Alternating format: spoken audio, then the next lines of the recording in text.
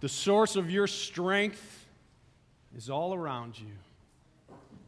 The strength of your life is welling up within you.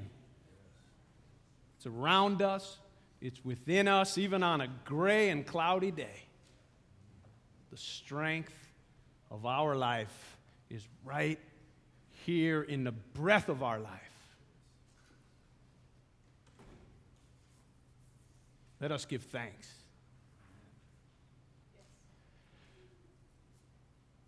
At Thanksgiving, we start asking the question of who should I thank? Which is the question of whose am I? Not who am I, but whose am I? And one of the ways that I answer that question first is I say, I am Anitra's husband. Right? I am Elias's and Sienna's and Lila's father. I am my parents' child. My father happens to be here from New York today with my stepmother. And if you look at him, you know that I am his and he is mine. One look, raise your hand, Dad, so they can see you.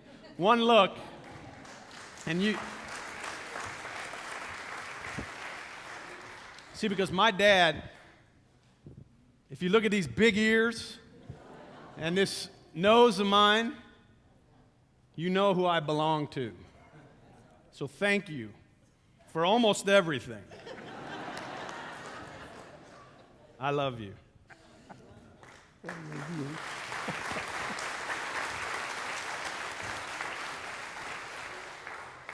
Now, if you're here with your parents, if your parents are nearby, I want you to turn to them and tell them thank you.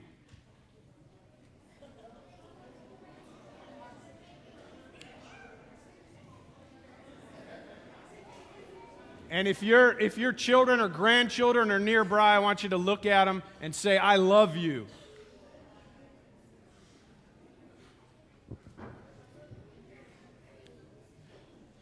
You know, because when I think of whose am I, I'm my family's. I also think of I'm the legacy of my grandparents and my great-grandparents.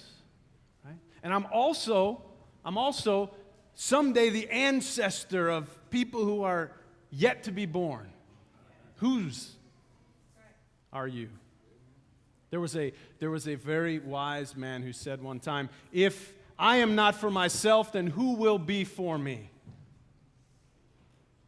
He also said, if I am only for myself, then what am I?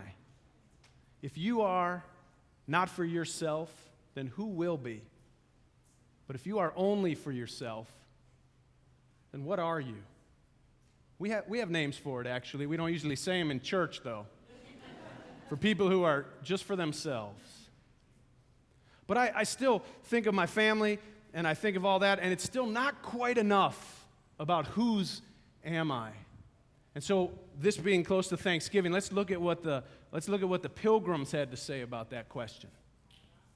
The Pilgrims who came on a big ship here. What's the name of the ship? Any of the children know the name of that ship? Just call it out. What? All right. Good. Now, where did the Mayflower start when it was coming here? Where did it begin? Anyone know that? England. All right. And then when it got here, where did it land? You sure? Plymouth?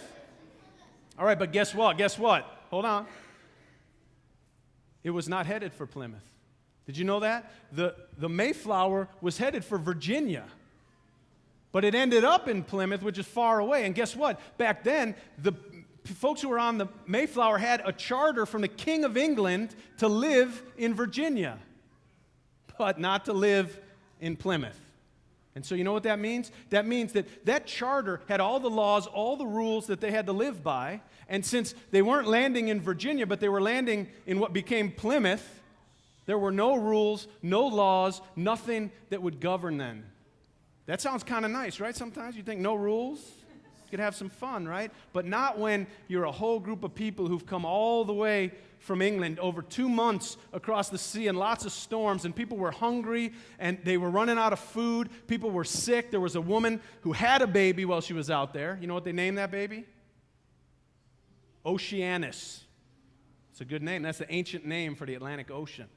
And then there was a lady right when they got to port who gave birth there in the port. But guess what they did? Instead of getting off the boat, they realized as soon as we step off that boat, it's every man for himself. Whatever we want to do, you can do. If you want to just pursue your own happiness, you can go and you can do it, and nobody can stop you. So you know what they did? These wise people we call the Pilgrims, they stopped the boat before they got on shore. They set the anchor down, and they made a decision to enter into a compact. You know what the name of the compact is? Anybody? The Mayflower Compact. That's right. The Mayflower Compact, which was a decision where they said, you know what? When we get off this boat, see, because what would happen if there were no rules is that the young and the healthy, they could just get off the boat and they could just build a home and start a business and start making money and living their lives. But what about the older people? What about the sick people? What about those with small children? They'd be left to fend for themselves. So what they did was they entered this compact, which is a covenant, and they said, we will put the good of the entire community, the common good, above our own self-interest.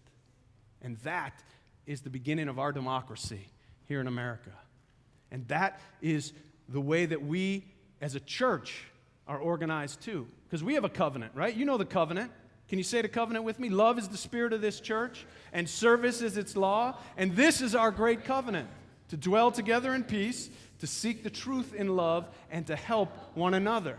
So when a baby is born among us, and 2 were born this week, 1 was born this morning, and of course we dedicated beautiful Beckett this morning. That's what we do. We say, you know, for the good of all the families, I'm going to give some of mine. I'm not just going to keep all my money for myself, all my time for myself, all my beautiful singing to myself. I'm going to share it for the good of the community.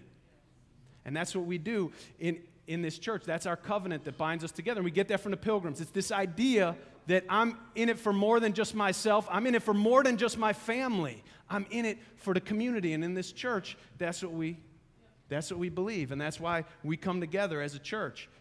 But it's still not enough. When I say, whose are you?